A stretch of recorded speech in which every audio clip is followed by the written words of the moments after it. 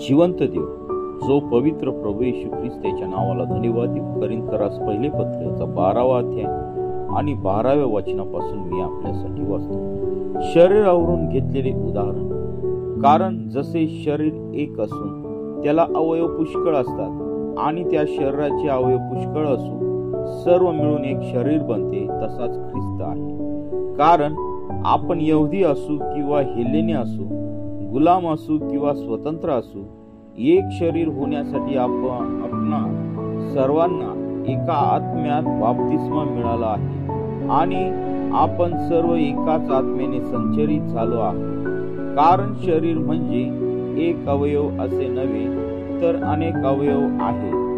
जर पाय म्हणेल मी हात नाही म्हणून मी शरीराचा नाही, तर त्यावरून तो शरीराचा नाही असे होत नाही.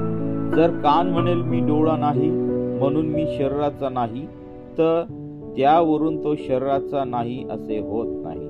संबंध शरीर डोळा असते तर ऐकण्याची क्रिया कशी झाली असती? संबंध शरीर कान असते तर हुंगण्याची क्रिया कशी झाली असती?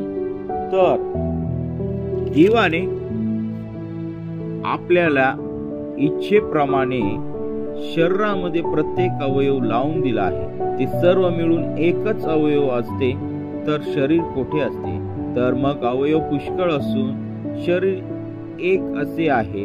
डोळ्याला हातास म्हणता येत नाही की मला तुझी गरज नाही, तसेच मस्तकाला पायांना म्हणता येत नाही की मला तुमची गरज नाही. इतकेच नव्हे तर शरीराचे जे अवयव विशेष अशक्त दिसतात तेही आवश्यक आहे. शरीराची जी अंगे कमी योग्यतेची अशी आपण मानतो, त्यांना आपण पांघरून घालून विशेष मान देतो आणि आपल्या कुरूप अंगास स्वरूपता मिळते. आपल्या स्वरूप अंगास अशी गरज नाही जे उणे आहे, त्यास विशेष मान मिळावा अशा रीतीने देवाने शरीर जुळवले आहे. अशासाठी की शरीरात फूट नसावी, तर अवयवांची एकमेकांची सारखीच काळजी घ्यावी. एक अवयव दुखावला तर त्याबरोबर सर्व अवयवांना सोसावे लागते.